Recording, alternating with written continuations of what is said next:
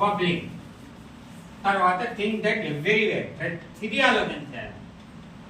Number 1. తర్వాత number 2 maths.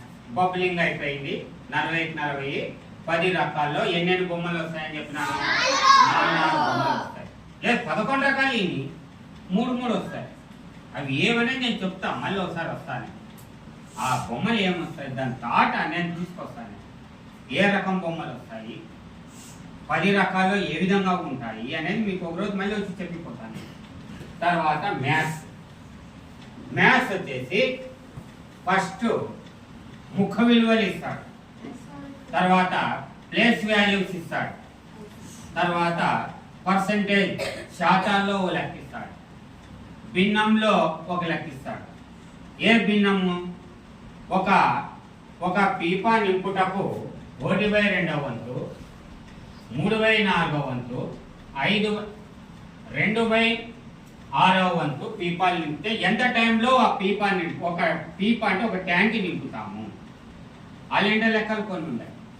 భిన్నాల్లో ఫ్రాక్షన్స్లో ఏ విధంగా వస్తాయి, పర్సంటేజ్లో అంటే శాతాల్లో ఏ విధంగా వస్తాయి, తర్వాత కొలతల్లో ఏ విధంగా వస్తాయి, మెజర్మెంట్స్ కొలతల్లో ఏ విధంగా వస్తాయి, తర్వాత పొడవులు వెడల్పులు ఏ విధంగా వస్తాయి, పొడవులు వెడల్పులు ఇచ్చి వైశాల్యంలో ఏ విధంగా వస్తాయి, లేదా ఒక ఫిగర్ ఇస్తాడు. ఈ ఫిగర్ ఇచ్చి ఆ బొమ్మలో మొత్తం వైశాల్యం ఎంత అంటాడు, మొత్తం చుట్టుకొలత ఎంత అంటాడు. మరి దాంట్లో కొన్ని వస్తాయి. అవన్నీ మీకు ఒక ప్లేస్మెంట్ ఇదేం మీద వస్తాయో నేను డే ఆఫ్టర్ వీక్లో నెక్స్ట్ వీక్లో ఒకటి ప్రొఫార్మా తయారు చేసుకొచ్చి నేను డీల్ చేసిపోతాను. ఆ డీల్లో మీరు 20లో బాగా మీరు ప్రాక్టీస్ చేసినారు, ఆ మ్యాథ్స్లో బాగా టెక్నిక్లో బాగా మైండ్లో పెట్టుకున్నారు లాస్ట్ మూమెంట్లోనంటే 20కి 15 పదాలు కూడా తెచ్చుకోవచ్చు, 20కి 20 కూడా తెచ్చుకోవచ్చు. చాలా సులభంగా చెప్పిపోతాను నేను. మ్యాథ్స్లో క్వశ్చన్లు ఇచ్చేవాడు ఇంతకుముందు, ఇప్పుడు కొన్ని జనరల్ అవేర్నెస్ అంటే గ్రామర్ ఇస్తాడు.